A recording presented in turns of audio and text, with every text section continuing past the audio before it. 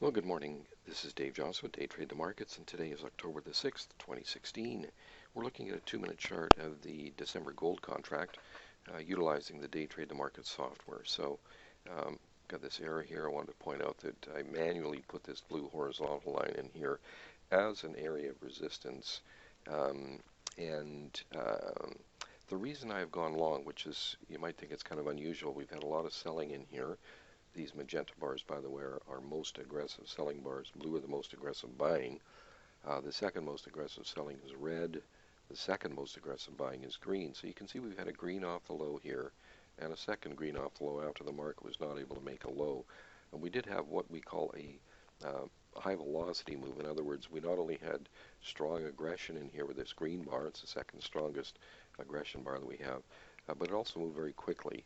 Now, it did come up just onto the resistance or previous support, which you could say is flipping over and becoming resistance. But even though the market has stayed below here for roughly an hour, it's giving this a really good test to see if it can get back above.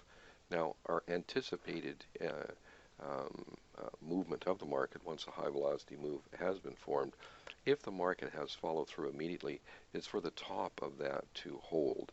Now, I didn't just go and buy it right there when the top held. In other words, we had several full bars above the high of this high velocity move. I just didn't go and buy it right there. I waited until that got tested and rejected. In other words, the market came down with this selling bar right here, which was also a deceleration bar. As soon as its high was taken out, that's when we got in. So just a moment ago. Now, we just now have had another deceleration bar. I'm expecting the market to then take out the low of that. If it doesn't, then I'm going to go ahead and actually put another order in. The high of that is 55.8. I'm going to put a buy stop in 55.9 for to double up on this position. And I'm also going to put in my protective stop one tick below the low of this dip right here. So that the low on that is at 54.60. Okay, we just got filled on that. So that's good. We're now long 8 contracts, and I'm going to go ahead. That was at 55.50 on the low of that dip. Was that right? 54.60. So 54.50, yeah, 54.50 is the stop I want to put in there. So we've got our sell stop in just a little bit below that. So I am expecting this market to come on up here and test up into this area, at least initially. So around the 58 area. So we're long from average price is 55.70. So I'm going to go ahead and I'm going to sell half of this position up in around that area. Let me get that order in right now. It's moving up nicely. See if we can get filled. Yeah, there we go. So we got filled 58 even. So I'm just going to go ahead and put that marker in there, 58, where we got filled on half of our position. And I'm also going to change the number of contracts on our initial sell stop down to 4 because we've exited half the position. So I'm expecting this bar right here to likely be green, perhaps even a blue bar. You can see it has moved up swiftly. We could very well get another one of these high velocity moves. So as a result, I want to adjust my stop. I'm going to adjust it to break even right now. And I could very well move it up. Okay, we did get a blue bar, so very aggressive buying in here. This could be really good because when you have a market that is held below an area of support for a good period of time, and as I said, it was about an hour, and then fail to stay below it, it could really have a nice run higher. And so our next area that we're looking at where we could possibly get some resistance is up into this area in here, and probably up into about 60 or so. So I'm going to go ahead and sell another 2 contracts right up in about here at, let's put it in at just 62, okay? Just around 60, okay? So that kind of ties in with, let me just move that place another marker in there at that price, or our second objective. Now we do have our break-even stop. Now I'd actually prefer to have the stop just a hair below this low of this blue bar, because if another wave of selling were to come in and take out the low of that blue bar, it could shoot on down. I'm not expecting that Uh, and in this particular case, because we do, in the immediate background, we do have a high velocity move. Now, a high velocity move off of the low like this is oftentimes a start of a nice intraday move, and which is another reason why we obviously wanted to go ahead and get long there. So, um, um, having the stop right at break even though it's a couple of ticks above um, the um, the low of this blue bar, I really don't want to see any of my remaining position be a loser after the market has moved from 55.70 all the way up to 59.30. That's what, $3.50 roughly. So, that's $350 per contract. So, obviously, I don't want to be losing any money even on the remaining part of this position, even though we've, from 55.70 we got it at 58, so it was 230. So we're up, 460 on this trade, or sorry, we were on, yeah, we exited 4 right there. So we've got a nice profit already because it moved 23 ticks on 4 contracts, so that was really nice.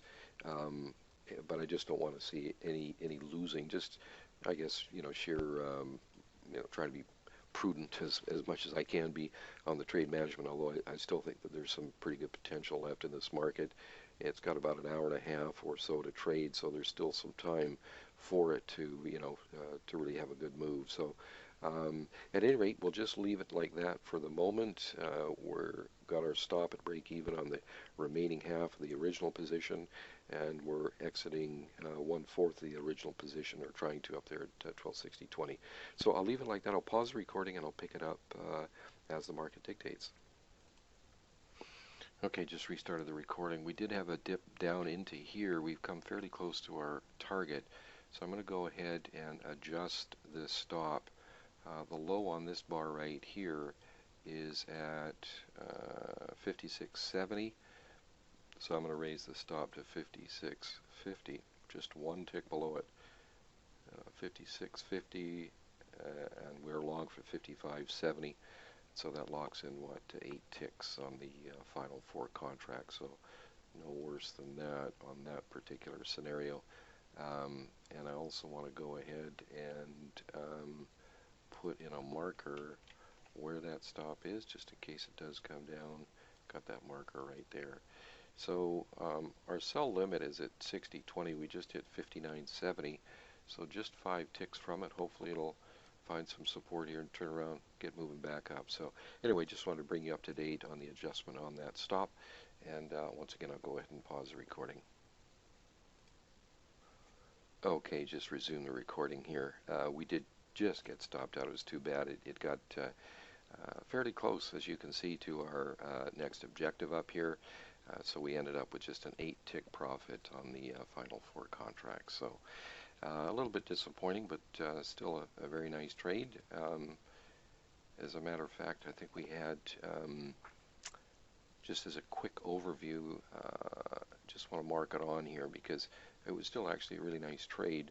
I guess a little disappointing when you get stopped out after being up. What was it? We're long here from 57. So anyway, we had 23 ticks on the first 4, so that was 920, and we had 8 ticks on the final 4 for 320. So what's that? 1240. So a nice trade. I really like these kinds of trades because when a market goes ahead and fails to hold below a known barrier like that, and especially off of this is why I love the software so much, because when you have one of these high velocity moves, they truly are the beginnings of intraday auctions. Sometimes they're the end of auctions because the market can have strong momentum as it hits a barrier and stops it and it doesn't move anymore. In this case, it started from the low and shot right up, really starting this intraday up auction up here, a bit of the pause where we had a really nice entry here and skedaddled it out right away. So one of the trades, actually one of my favorite trades, is this, call it a slingshot type trade, where it fails. It's basically a failure where the market fails to hold above or below a barrier. And then you've got the structure built in with the day trade the market software that actually allows you to identify it in real time. Because as you can see, when we got in that trade, it was moving nicely for us pretty well right away. Anyway, that's it for today. Thank you.